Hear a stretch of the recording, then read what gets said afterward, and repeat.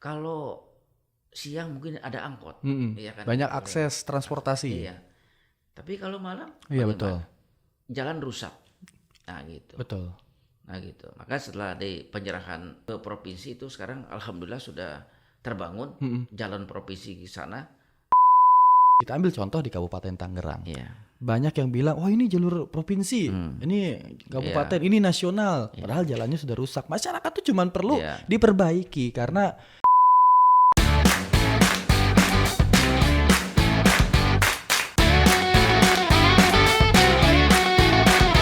91 Podcast. Assalamualaikum warahmatullahi wabarakatuh. 91 FM Tangerang Radio, satu suara untuk kearifan lokal. Bersama Andri di 91 Podcast di jam 4 sore ini, Handai Tolan. Kita akan ngobrol-ngobrol bersama Insinyur Haji TB Luai Sofhani.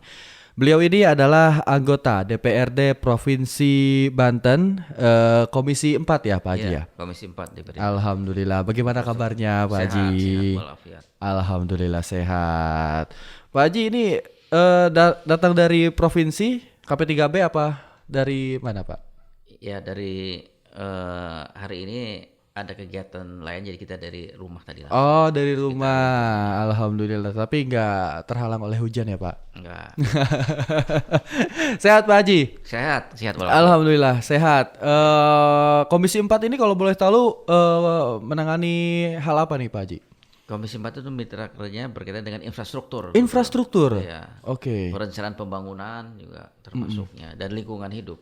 Dan lingkungan hidup. Oh, di Banten Pak ya? Di Banten. Kebetulan memang alhamdulillah provinsi kita sudah mulai masif pembangunannya. Mulai dari sarana hingga prasarana, terutama yang paling viral, yang paling banyak mendapatkan apresiasi adalah Banten punya stadion bertaraf internasional. Dan dengar-dengar berita terakhir ya, tapi masih wacana Pak ya, kurang tahu juga di berita nasional, akan dijadikan salah satu stadion yang akan dihelat nanti Piala Dunia U20 kalau tidak salah. Mungkin insya Allah kalau iya, wah luar biasa banget. Stadion yang baru saja diresmikan bisa kedatangan pemain bola profesional. Yes. Baik, pembangunan infrastruktur di Provinsi Banten ini pencapaiannya Pak, sudah sampai mana Pak? Ya, memang Provinsi Banten baru kurang lebih 22 tahun lah gitu ya. Efektif 22 tahun jadi provinsi. Dan memang sekarang pencapaiannya itu sudah kurang lebih 98% lah pemantapannya. 98%, baik. Pemantapan terutama umpamanya jalan ya. Jalan provinsi itu ya sekitar itu angkanya. 98%. Berarti fokus pembangunannya di infrastruktur jalan dulu. Salah satunya karena apa? Kita salah satunya di infrastruktur jalan, juga infrastruktur pendidikan dan kesehatan. Karena tujuan Provinsi Banten didirikan itu adalah 3 hal tadi itu. Ya prinsipnya pendidikan, kesehatan, infrastruktur juga ekonomi. Nah, Karena semuanya kan perlu infrastruktur. Betul. Kalau infrastruktur baik, roda ekonomi akan berputar dengan cepat. Ya, kalau udah aksesnya cepat kan berarti dapat duitnya lebih cepat juga, Pak. Kayak aku mau siaran ke sini kan kalau jalannya rusak, aduh terlambat dimarahin manajer bisa-bisa dipecat gitu kan. Tapi alhamdulillah sekarang jalan-jalan yang ada di Banten khususnya sudah mulai banyak yang diperbaiki, bahkan sangat layak untuk dilewati Handai Tolan. Luar biasa. Jadi 98% Pak. Iya. Baik. Tingkat kemantapannya. Pemantapan 98% pencapaiannya. Apa saja sih Pak pembangunan di Provinsi Banten yang sudah tercapai? Kalau kita sudah berbicara tadi ada pencapaian pemantapannya ya 98%. Ya, tadi di samping berkaitan dengan infrastruktur yang berkaitan dengan jalan. Baik. Juga kita memang rumah sakit. Oh, betul. Rumah sakit kita contoh saja ini. Baik. Di selatan kita sudah ada rumah sakit Malingping kan. Oh iya, RSUD Malingping. RSUD Malingping kan gitu. Nanti kita lebih ke arah selatannya lagi, yang berbatasan dengan Sukabumi juga kita akan bangun rumah sakit lagi di sana. Luar biasa. Gitu. Berarti memang bakal ada berdiri fasilitas kesehatan ya? Ya itu. Karena tadi yang selanjutnya adalah kaitannya dengan pendidikan. Memang itu kita dalam artian Provinsi Banten itu efektif tahun 2017 tuh mengelola pendidikan, terutama SLTA. Baik. SLTA. Nah, memang pada saat penyerahan dari katakan dari kabupaten dan kota di Provinsi Banten itu ya memang perlu banyak yang dibenahi. Nah, gitu. Memang belum seimbang lah kalau di fase pendidikan terutama ya kaitannya dengan terutama ruang sekolah. Ruang sekolah dan jumlah sekolah berkaitan dengan lulusan SLTP. Nah, ini yang perlu masih PR yang besar itu. Itu. Jadi fasilitas atau infrastruktur pendidikan itu yang masih dianggap tambah petik masih kurang. Jadi pembangunan dari fasilitas sekolah gitu Pak ya, pendidikan. Masih sekolah. Jauh di angka mencukupi mungkin begitu bisa dibilang dari jumlah penduduk yang ada di Banten, tapi masih banyak yang. Ya kalau dikatakan lulus permufakatan. Oke. Perlu di hair lah kalau. Betul. Di hair. Gitu. Apa sih tulisannya tuh menang berem gitu ta. Kalau bahasa Sundanya mah di hair bener Pak. Ngomong-ngomong Pak Haji ini asalnya dari mana Pak? Asli mana Pak? Kalau lahir di Serang namanya. Lahir di Serang. Serang mana kalau boleh tahu Pak? Di kota Serangnya di Kaloran, di kampung. Kaloran. Di Kaloran. Kalau aku dulu tinggalnya di Cimuncang, Pak. Cimuncang. Iya, di belakang rel kereta dulu perumahan. Tempat ngaji saya itu. Di situ, Pak. Iya. Jangan-jangan dulu pernah ketemu, Pak ya. Iya. Alhamdulillah. Dan sekarang tinggal di? Saya tinggal di Komplek Harapan Kita, Harkit. Di Harkit, di Tangerang, Pak. Bencongan. Di Bencongan. Baik. Dan tadi juga sudah dijelaskan ya capaian-capaian dari pembangunan Provinsi Banten memang masih banyak yang perlu dibenahi begitu Pak ya, mulai dari terutama dari pendidikan Pak. Pendidikan di SLTA ya. Infrastruktur pendidikan yang perlu terus dimantapkan gitu. Dari segala aspek Pak ya, mulai dari jalurnya, gedung sekolahnya mungkin. Terutama berkaitan dengan infrastruktur tadi berkaitan dengan bagaimana tadi sekolahnya, ruang kelasnya juga betul. Berbanding dengan ruang kelas dengan jumlah siswa. Sarana dan prasarananya. Distribusinya juga di itu. Setiap kecamatan. Baik. Itu baik berkaitan dengan SMA maupun SMK. Betul. Nah, gitu. Contoh di Tiga Raksa. Nah, ini sekarang kita sedang di Tangerang di Tiga Raksa bahwa SMK itu perlu ditingkatkan juga jumlah SMK-nya.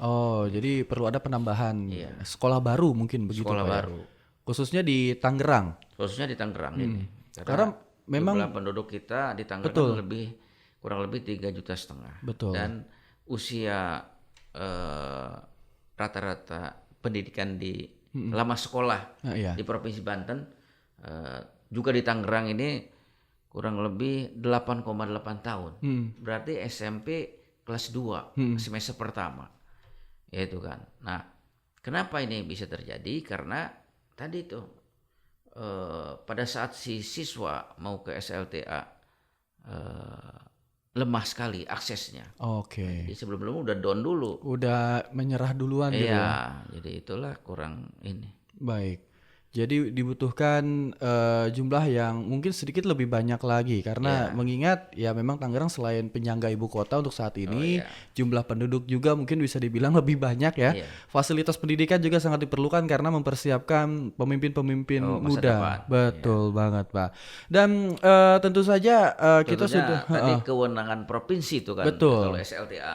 Iya, SMA itu sekarang udah mulai dari provinsi Pak ya. Itu mulai dari sejak tahun kapan Pak kalau boleh tahu?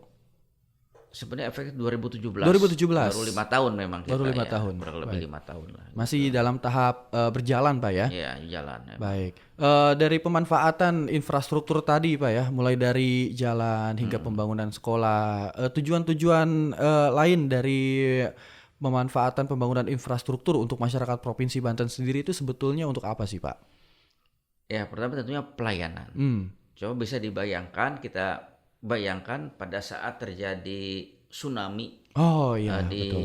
Tanjung Lesung, daerah Sumur, daerah selatan sana itu. Kampung Sumur ya Pak? Ya, dari Sumur, terus ada wisata Tanjung Lesung itu untuk mencapai rumah sakit di Pandeglang lah katanya. Nah, sebagai ibu kota itu harus memakai waktu 3 jam. Oh iya betul. Itu kan jalannya rusak. Ya kan gitu. Bisa bayangkan pada saat itu terutama malam hari lah. Iya. Si ibu sedang dalam posisi hamil besar. Hanya 8 bulan. Iya. Terjadi pendarahan, katakan ya, bleeding. Nah, kalau siang mungkin ada angkot, ya kan? Banyak akses transportasi. Iya. Tapi kalau malam, iya betul. Jalan rusak. Nah gitu. Betul. Nah gitu. Maka setelah di penyerahan ke provinsi itu sekarang alhamdulillah sudah terbangun jalan provinsi di sana dari Sumur sampai ke Pandeglang itu bisa diakses kurang lebih bisa sampai 1 jam sekarang. Berarti baru-baru ini berarti Pak ya? Selesai, setelah insiden tsunami itu Pak? Ya, termasuk. Sudah dipercepat jalurnya, diperbaiki, penerangan jalan juga mulai difasilitasi ini mungkin penerangan begitu. jalan yang perlu nih. Nah itu, soalnya aku pernah lewat situ Pak. Malam-malam serem banget. Iya. Betul, di situ adalah termasuk infrastruktur penerangan jalan umum yang masih penerangan jalan umum. Iya memang. Jadi, nah inilah perlu Dinas Perhubungan Provinsi Banten. Kita dorong agar PJU di jalan-jalan provinsi itu betul-betul pencapaian itu kalau di Jawa Barat istilahnya Bandung Caang. Jawa Barat Caang. Nah, kan gitu. Kalau Banten Herang mungkin ya bisa ya. Jadi kita kejar ke sana arah sana maksudnya supaya terang. Tadi bagaimana untuk mengejar wisata di daerah selatan, contohnya tadi di Tanjung Lesung yang gelap.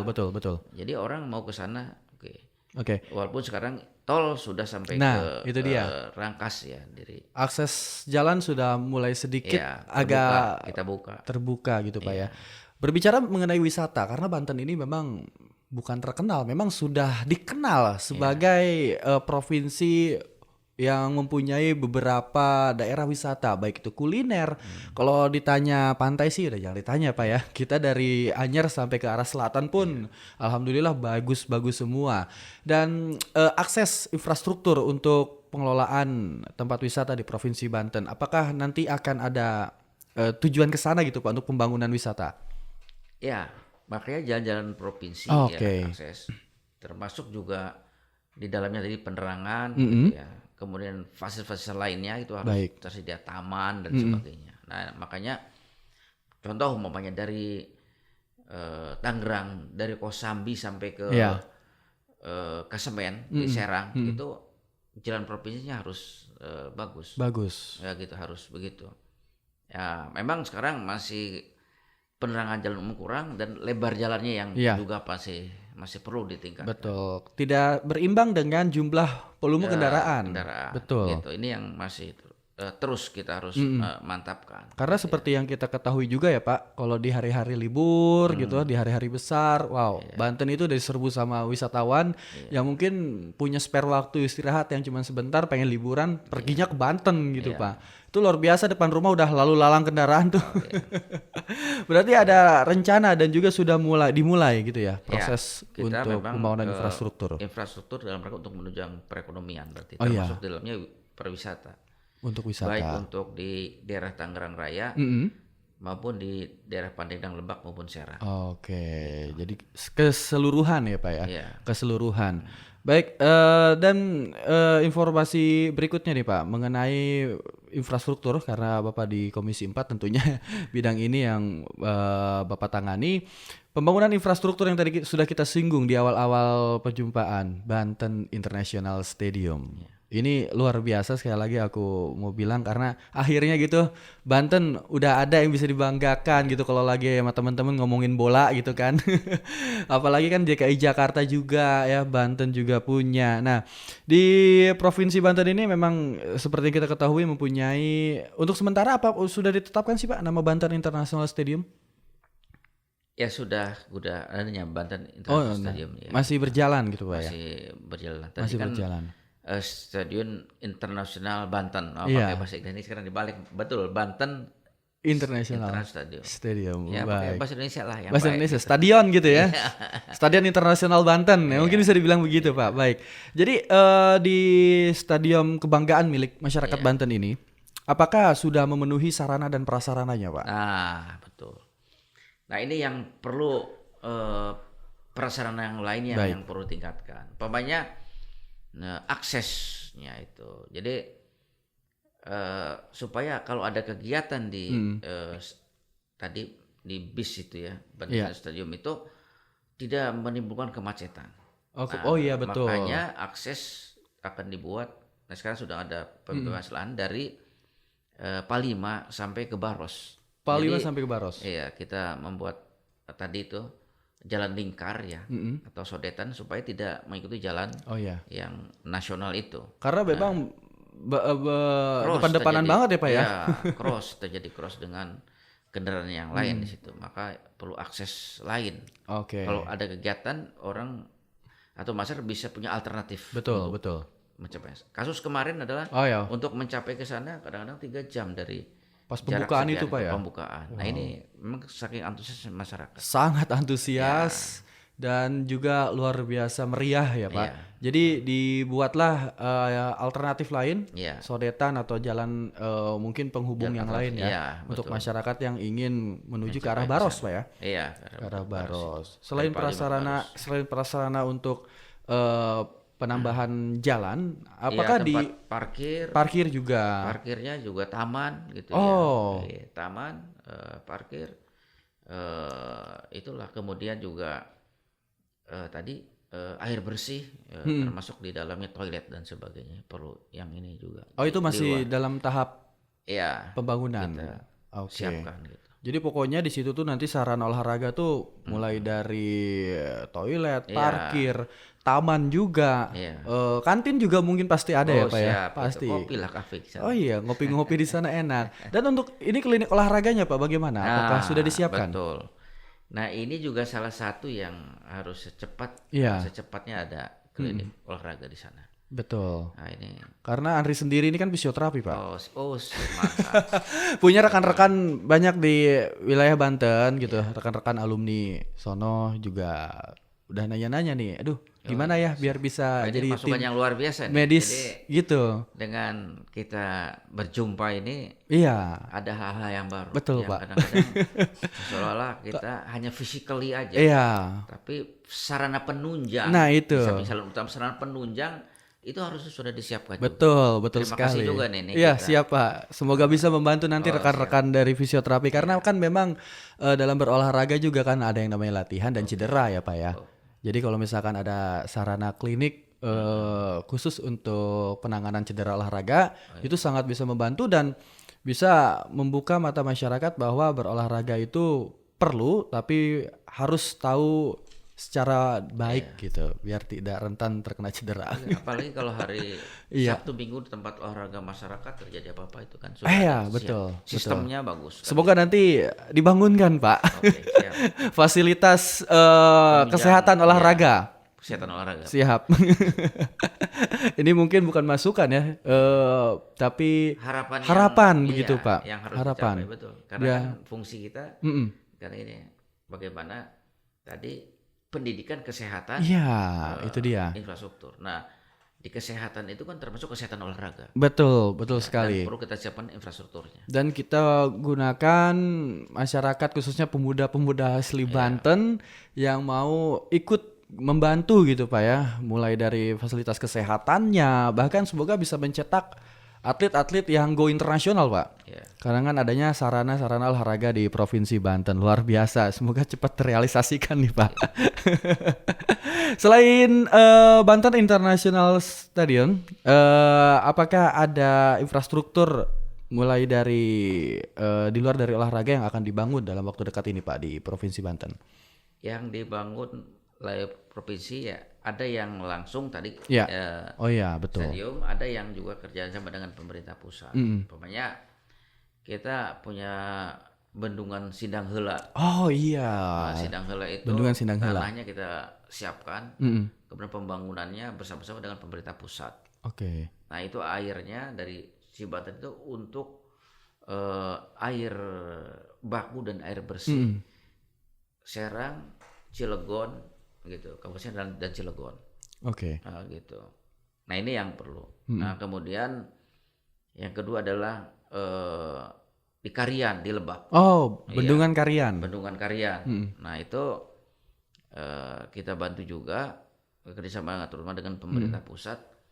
Nah nanti air bakunya itu untuk Serang Timur, Tangerang dan Jakarta. Wow, mencakup banyak wilayah dan Pak ya. Depok juga sudah minta sebetulnya karena di Depok itu Kota Depok kalau hanya mengharapkan dari Sungai Ciliwung agak terganggu kan gitu. Agak kesulitan Pak ya. Agak kesulitan, terutama pada musim kemarau. Wow, berarti banyak mencakup wilayah. Iya. Bahkan hingga keluar dari Provinsi Banten. Tadi Jakarta dan Depok. Depok. Iya. Oke, Bendungan Karian ini memang luar biasa sih Pak ya. Iya. Bisa banyak pemanfaatannya untuk masyarakat. Ternyata ini memang hasil kolaborasi antara pemerintah pusat dan pemerintah daerah Provinsi Banten.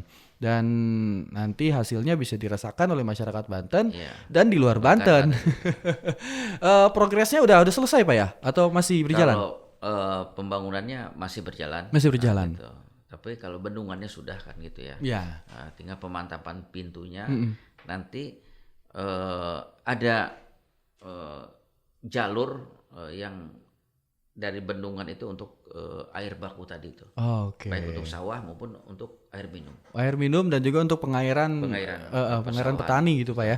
Wow, ini Bapak Haji ini banyak tahu dan sangat detail sekali. Memang selalu mengikuti perkembangan Pak ya. Oh iya, siap. Perkembangan pembangunan harus dikawal terus sepertinya ini Pak. Kemudian kita minatnya dan sekolahnya di situ. Oh, mohon maaf nih Pak, insinyur ya Pak. Ya. Mohon maaf. Di mana Pak waktu itu alma maternya? Saya ambil teknik planologi. Teknik planologi. Alma maternya di wilayah.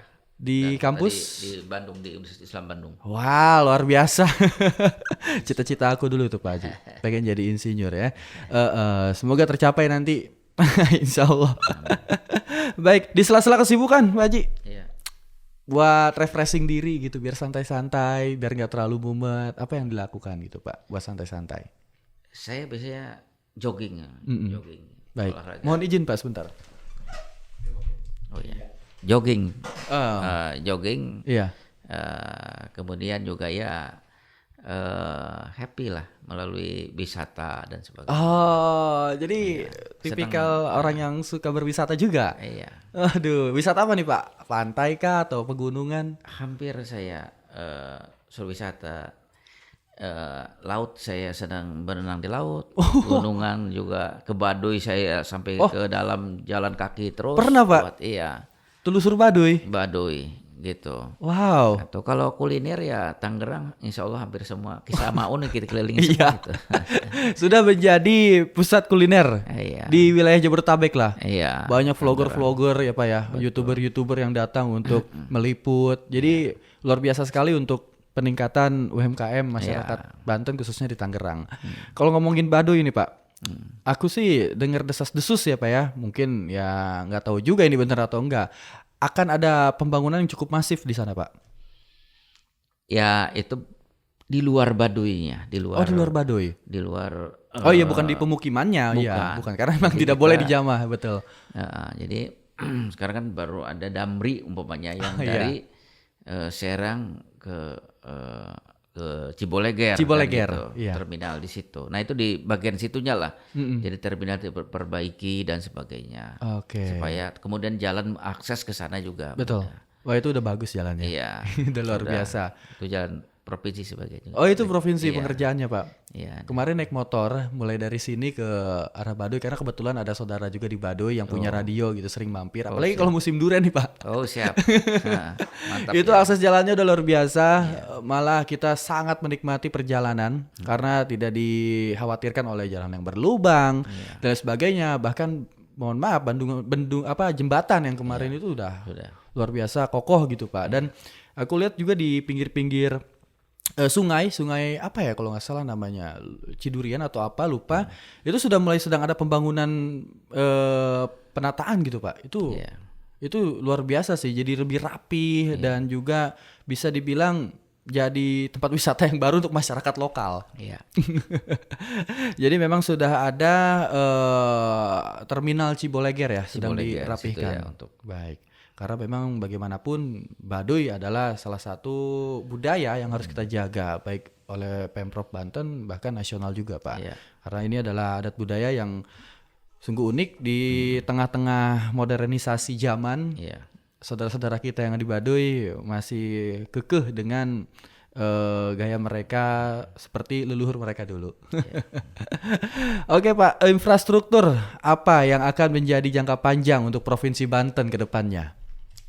Ya memang tadi pertama masalah infrastruktur pendidikan yang harus terus didorong agar rasio ini antara si siswa lulusan SLTP dengan penerimaannya itu ya paling tidak memenuhi optimal. Oh, baik. Optimal. Yang kedua adalah infrastruktur bidang kesehatan. Oke. Nah, infrastruktur kesehatan ini juga penting, terutama di daerah-daerah yang tadi tujuan dibentuk provinsi Banten bagaimana pemerataan kan itu ya. Pemerataan, betul. Pada saat pemisahan lah dengan Jawa Barat itu pemekaran. Nah, bagaimana pelayanan kesehatan pendidikan itu menjadi utama. Fokus utama dari Pemprov Banten ya Pak? Ya. Nah tentunya juga infrastruktur tadi untuk penunjang perekonomian yang selanjutnya. Tadi jalan, irigasi, nah gitu juga. Kemudian juga pasar-pasar. Pasar induk kita harus mempunyai pasar induk di Provinsi Banten itu supaya hasil pertanian yang ada di perkebunan dan pertanian itu terfokuskan difokusi sana di pasar induk Pak. Di pasar induk supaya terjadi pertukaran orang dan barang di sana. Betul. Ada pertukaran nilai ekonomi di sana. Tentunya untuk menggerakkan roda ekonomi juga Pak.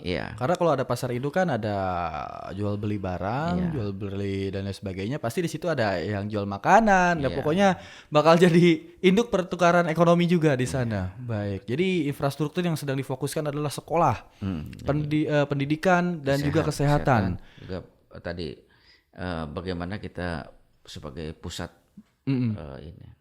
Ya kita di Tangerang kan betul kita perkuat umpamanya pasar induk ada. Tapi di daerah-daerah selatan yang harus kita tangkap. Kalau infrastruktur supaya masyarakat jalan itu kan tadi pemerataan pasar. Itu. Baik. Gitu. Kalau infrastruktur jalan sudah bagus, tinggal dibangun gitu Pak ya. Jadi lebih mudah diaksesnya. Karena ya aku ngerasain juga di beberapa waktu lalu nginep di Baduy kalau mau apa-apa jauh juga.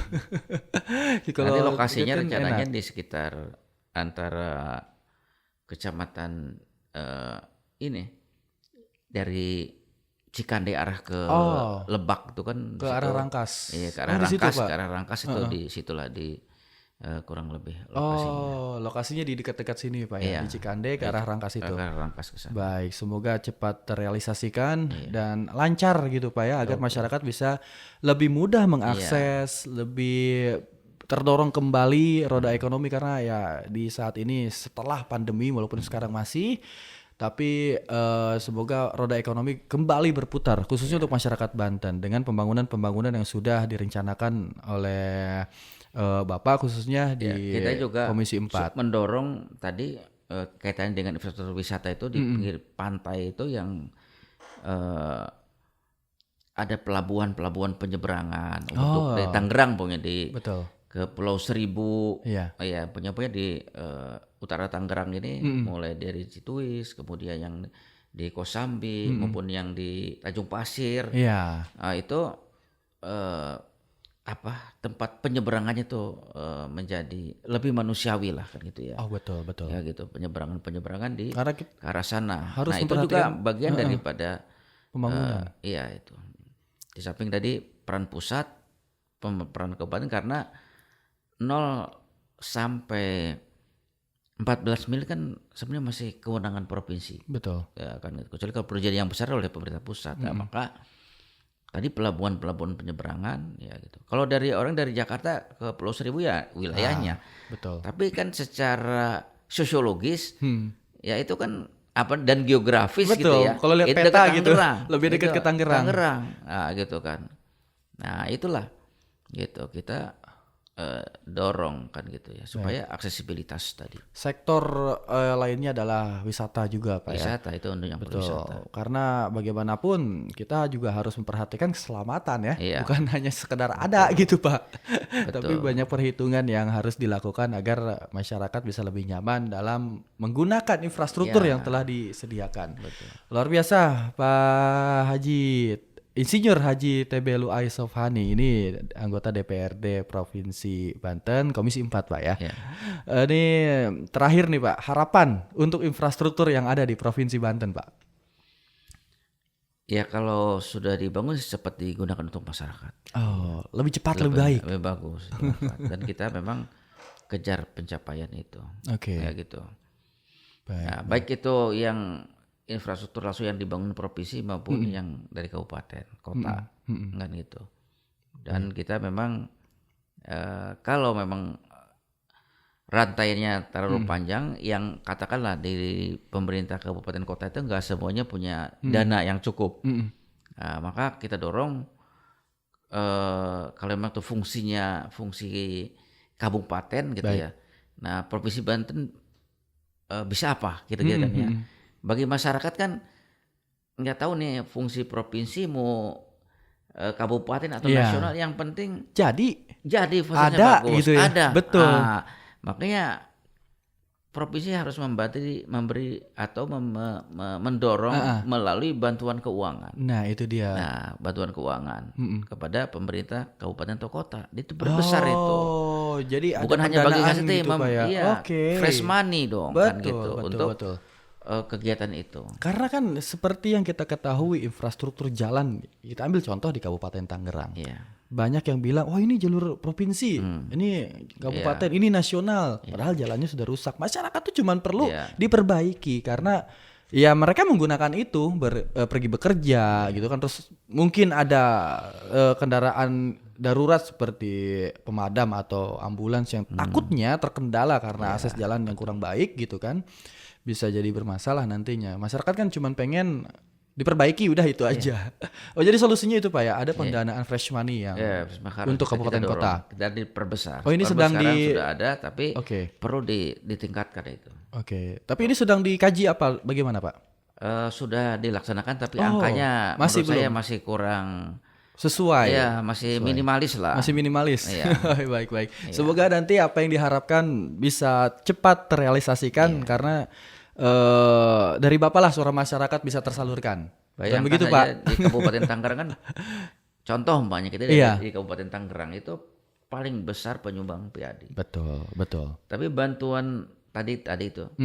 Betul kalau bagi hasilnya pasti lebih besar dari kabupaten yang lain. Tapi bantuan keuangannya hampir sama, malah ada kabupaten yang penyumbang nggak besar tapi lebih besar. Ya, tapi katakanlah ini yang harus didorong, kabupaten yang penyumbang terbesar dan kebutuhannya banyak. Betul, karena kan banyak. Bukan karena mentang-mentang ada penyumbang besar, tapi kebutuhan masyarakat juga pasti lebih banyak. Kalau masyarakat lebih banyak berarti fasilitas pun diperlukan lebih banyak gitu Pak ya. Di Kabupaten Tangerang contohnya ini kan ada 29 kecamatan. Iya, betul. Kota Tangerang hanya 13 kecamatan. Tangerang Selatan hanya 7 kecamatan. Baik. Penduduknya juga jauh kan. Nah, gitu. Kalau APBD-nya kan beda-beda tipis. Iya, betul, banyakkan Kabupaten Tangerang dibandingkan Kota Tangerang Selatan. Tapi kalau tadi dibagi 29 kecamatan, yang dibagi 3 kecamatan jadi kecil. Jadi nominalnya makin maka menciut. Perlu ada tadi daerah-daerah Pandeglang, Lebak memang kita harus dorong plus juga karena memang daerah yang terus harus kita dorong pertumbuhannya karena di sana juga potensinya bagus. Tapi daerah-daerah yang juga penyumbang besar juga kita harus tetap juga. Karena gitu juga, semakin waktu ke waktu masyarakat semakin banyak dan juga membutuhkan banyak fasilitas. Begitu. Baik, terima kasih Pak Haji. Terakhir dari aku pertanyaan, bagaimana jika ada masyarakat punya ide gitu untuk pembangunan dan ingin tersampaikan pada Bapak khususnya atau di Pemprov? Ya kalau secara normatif kan ada rakorbang dan sebagainya. Betul, ya tingkat desa, tingkat ini. Tapi kalau ini lebih baik kita ngobrol di kantor Iya, dewan juga bisa langsung. Bermusyawarah. Ya, dengan Itu kita lebih mengasihkan. baik bisa akses ke tempat saya maupun di kantor dewan langsung aja. Semoga tidak ada kesibukan ya Pak ya, Ya, nantinya. Tapi aku harap sih selalu sibuk. Selalu sibuk untuk membangun Banten. Ya, siap. Terima kasih Pak Haji. Terima kasih sama-sama. Saya juga terima kasih. Terima kasih banyak. Semoga perbincangan kita pada sore hari ini bisa bermanfaat untuk masyarakat luas khususnya di Kabupaten Tangerang karena memang radio ini khusus untuk masyarakat Kabupaten Tangerang tapi memang bisa diperdengarkan untuk masyarakat Banten dan sekitarnya. Semoga suara dan juga perbincangan kita pada sore hari ini punya banyak manfaat dan tentunya informasi yang lebih akurat daripada informasi-informasi di luar kan. Mending langsung terhadap sumbernya. Demikian Handai Tolan perbincangan kita pada sore hari ini melalui podcast manfaat dan peran pembangunan infrastruktur di Provinsi Banten bersama Bapak Insinyur Haji T.B. Luai Sofhani. Beliau adalah Komisi 4 dari anggota DPRD Provinsi Banten. Andri, terima kasih banyak pada Bapak. Sama-sama. Semoga sehat selalu dan sukses selalu. Wassalamualaikum warahmatullahi wabarakatuh. Waalaikumsalam warahmatullahi wabarakatuh.